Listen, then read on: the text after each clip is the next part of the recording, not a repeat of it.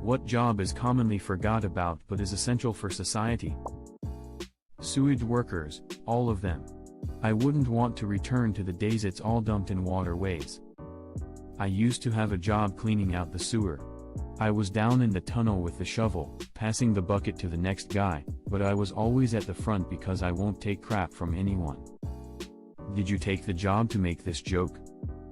I imagine that he quit in the first day once he had the material for this joke.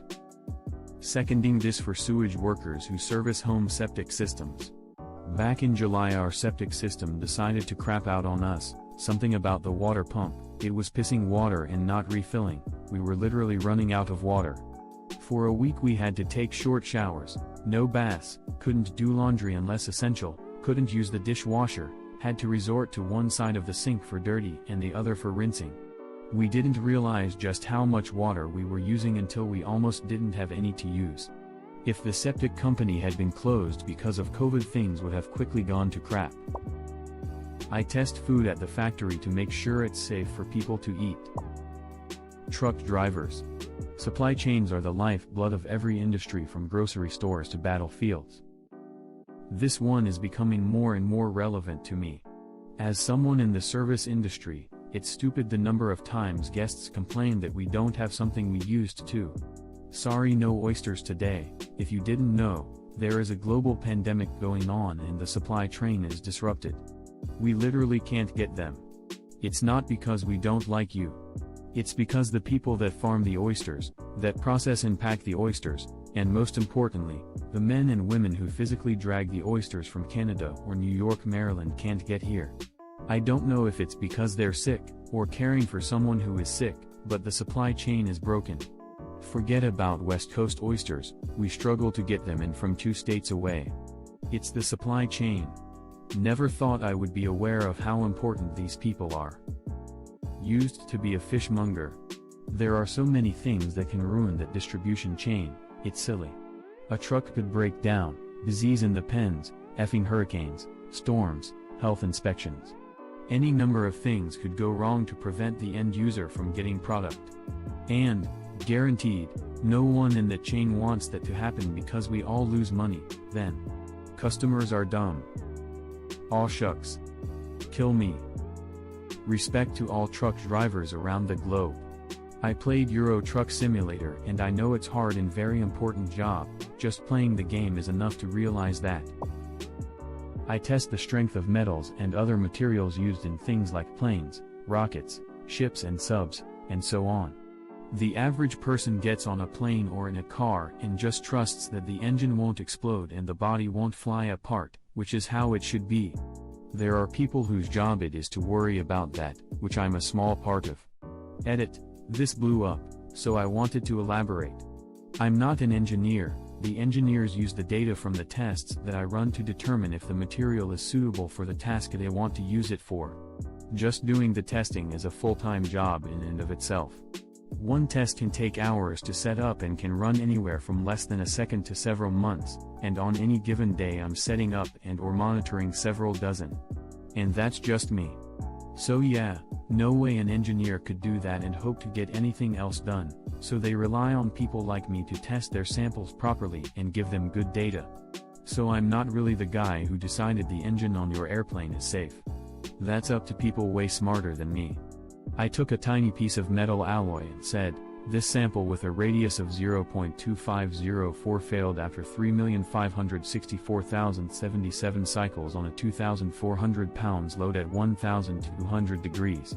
Multiply that by literally thousands of tests like this being done by companies all over the world each day.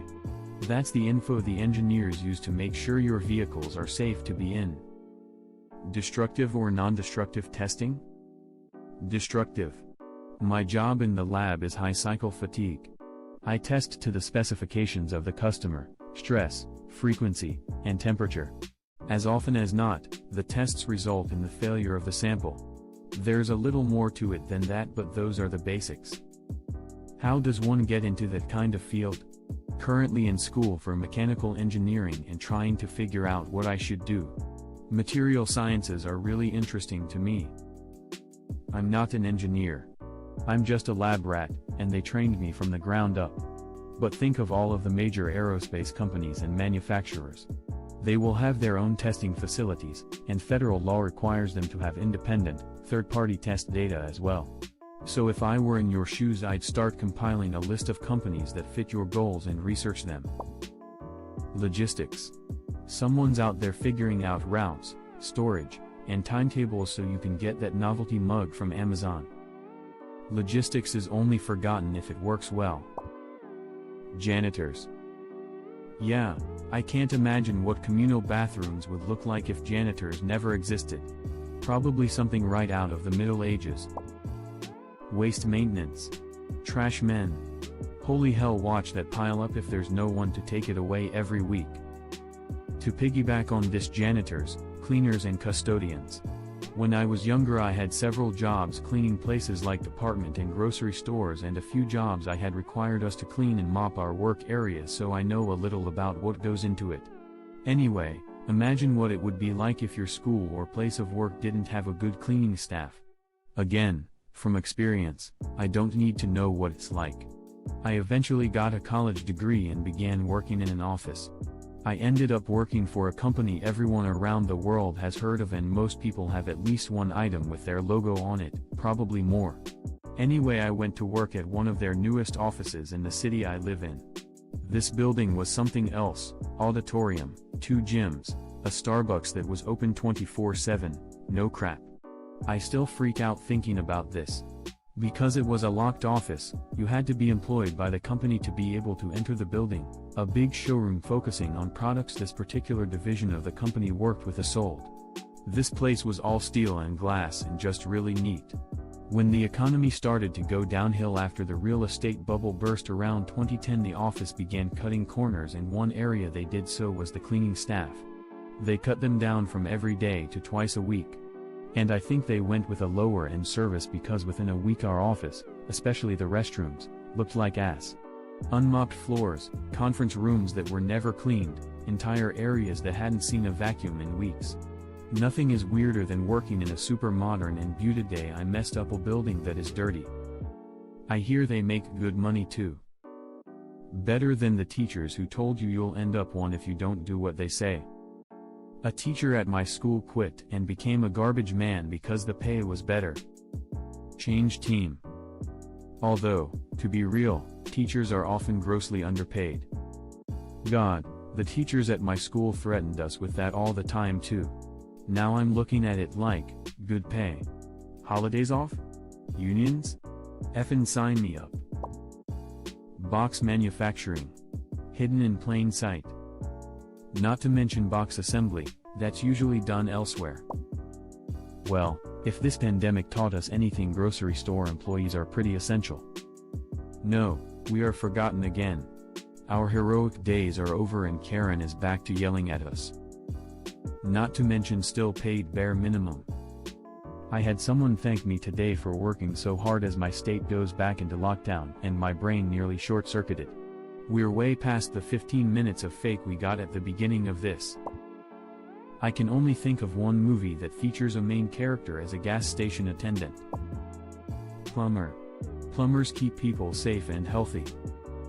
Plumbers protect the health of the nation. Not to mention the lonely housewives. No pipes left unchecked. They also rescue princesses from lizard monsters and gain power by eating mushrooms. Interesting fact. The mushrooms in the Mario games that make him bigger closely resemble a real mushroom that causes an effect known as Alice in Wonderland syndrome, which can make sufferers believe that they have become larger. Good electricians. Faulty wiring can kill someone or set buildings on fire. Lots of people fantasize about being a gun-toting badass when the apocalypse hits, but unless you know a good dentist, your life will soon become unbearable. The world as we know it would fall apart in so many ways if all of the essential people who maintain the internet all vanished. So much of banking, security, entertainment, food, etc. revolves around a functioning internet. It wouldn't be an apocalypse, but it would be an insane disruption to the world. Millions would die. Millions more wouldn't be able to browse Reddit. Catastrophe. Maintenance and safety engineers, especially the ones that impose standards. Those standards are there to keep everyone safe, but a lot of common people forget about what to do and what not to do. Sometimes, they even scream that their actions are more justified than the safety precautions the engineers are imposing. Farming.